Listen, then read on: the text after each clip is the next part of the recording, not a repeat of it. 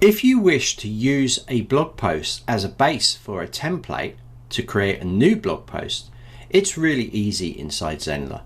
You can go to these three little dots and click clone. You can also edit the blog post in here or delete them. Let's click clone.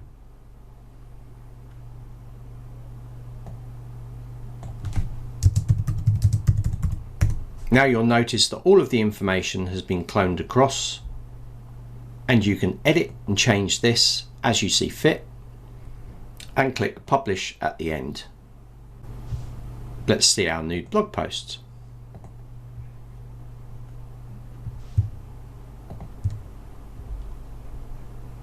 And there it is, a new copy created from this is a Zenler blog post.